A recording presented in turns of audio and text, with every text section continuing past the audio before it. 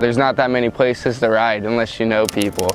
Like, there's no motocross tracks really open. I mean, there's Club Moto, Diablo MX, and like Argyle, but those are all 2 hours away. So to have this in the backyard is pretty badass.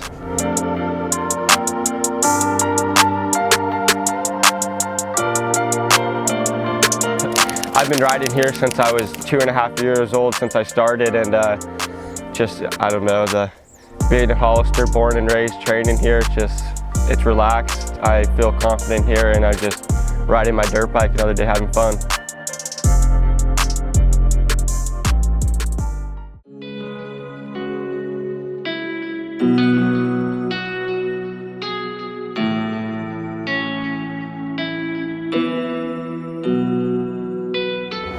We all raced District 36, AMA West Hare Scrambles.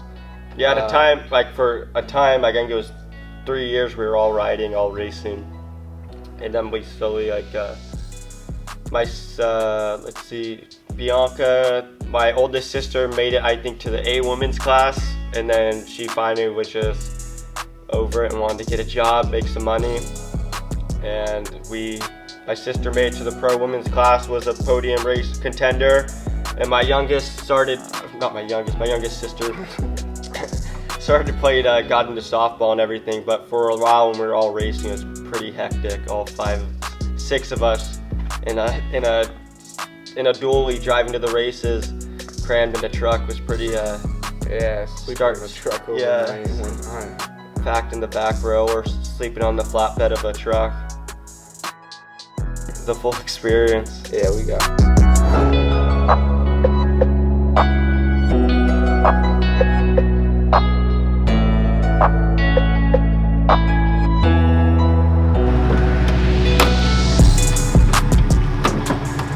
Go to Hollister Hills and we rip fire roads. Yeah. For like the last round in Idaho, we had this this grass track set up that was pretty honestly similar to what we raced on. There in Santanella. Yeah.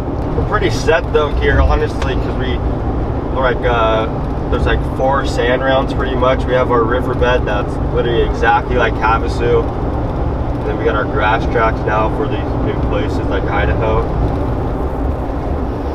This is honestly kind of like Glen Helen, all hard packed and like some hill.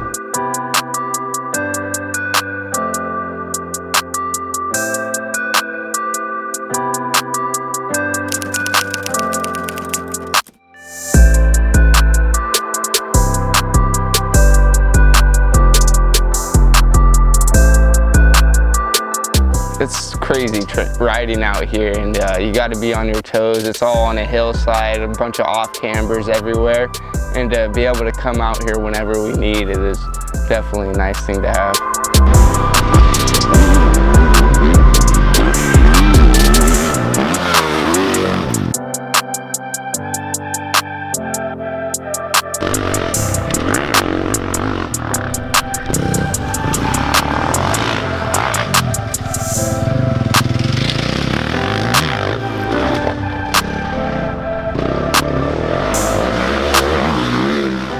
Kind of keep it equal with everything. Don't really burn ourselves out too much with riding, but we are always trying to ride. I mean, we love it. This is what we do, so honestly, the more riding we like, the better.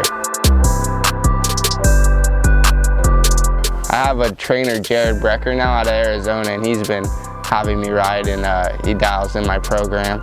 So now we're on that, but before we would just go down to the riverbed and freaking ride all day long.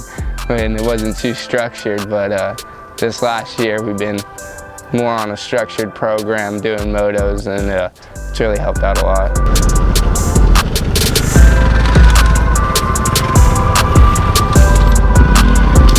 Sometimes 3 times a week, sometimes twice a week. Sometimes we'll smash out like 4 days of riding in a week. It all just depends.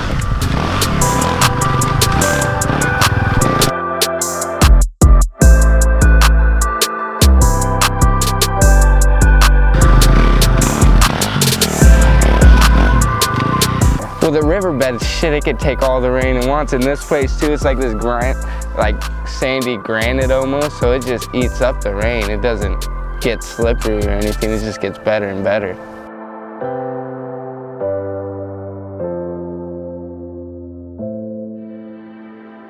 Born and raised in Hollister, and just it's pretty cool. We literally have a riverbed right behind our high school that we've been grinding there since we were little. Like I was on 50s down there with Brian Garahan and Dennis Stapleton made all the tracks, and they're like local Bay Area guys that now are. Brian Garahan used to be a factory Kawasaki KTM rider, and Stapleton's now testing for KTM, so it's kind of cool to like keep the Bay Area motorcycle going, trying to fill their shoes.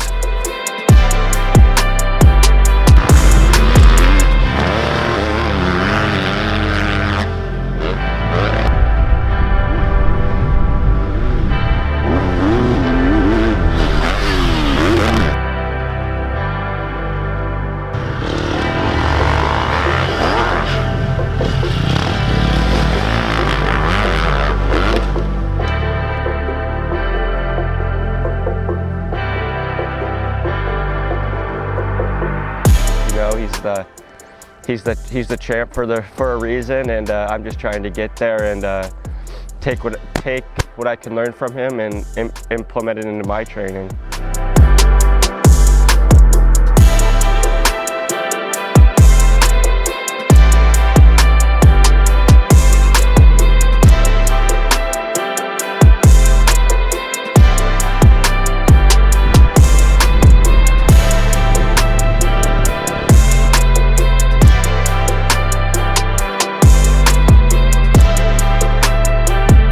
But definitely trying to imitate long days on the bike. Just you're going to be smoked at the end of 6 days, so just trying to implement that into our training as much as we can.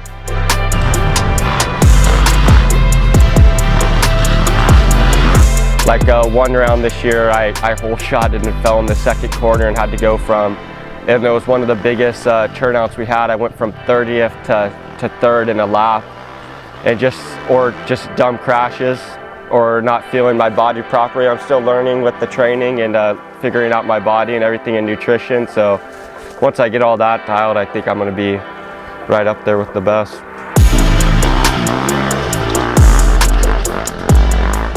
Randy and Dane stepped up huge. It's pretty surreal what they did for me. I couldn't ask for any more, honestly. They literally set me up for 6 days to get me there. If it wasn't for them, I would probably still be trying to put my bike in a crate right now, figuring out what I'm doing, but they helped me out huge. I couldn't be more stoked.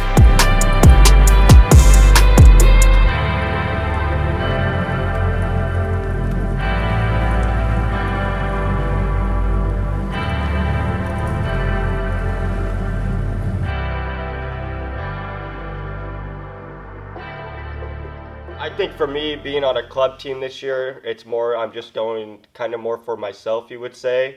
So I do kind of focus on getting the Worcs and Grand Prix championships, but in his shoes, being a trophy rider, I think that it definitely is a little bit more of a trickier situation. Well, it's hard to say like that because I ride to my best every time I'm out there. Like I'm always going to win it, but you know what I mean, though, right? Yeah, definitely. Like, it's weird thinking about it. Like, how much effort do I put into 6 days when I have this Grand Prix championships the weekend before, and then the Works championships on the line the weekend after? It's hard to lay my eggs in one basket. You kind of got to balance it and just. Honestly, I rode a bike in 2019. It was shorting out for 3 months because of my subframe was cracked. I raced on it and everything. The bike was shorting out. It would stall and whatnot, and I wasn't able to do anything. That was my mechanic. But now if anything happens, I call Robbie Goolsby up and he ships it to me next day, or I'm dialed. There's no problem ever worrying about anything that happens on my bike breaking. Like, I was training down with Taylor Roberts in Arizona, and he blew out a radiator, and they had one to him next day, and he was ready to go, so we're dialed over here at KTM.